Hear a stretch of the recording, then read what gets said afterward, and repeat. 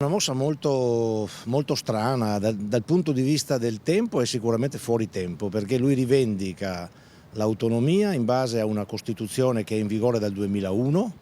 e che quindi è in vigore da 15 anni, che sta per essere cambiata, nel senso che tra qualche mese sarà cambiata, e quindi onestamente bisognerebbe chiedersi perché non l'ha fatto nei 15 anni precedenti. Ha sempre governato il centrodestra in Regione Veneto, quindi potevano farlo, hanno avuto anche possibilità di farlo nei confronti di governi in cui avevano anche fisicamente rappresentanti, sia Zaia prima sia Galan dopo sono stati ministri di governi di centrodestra che avrebbero potuto prendere in esame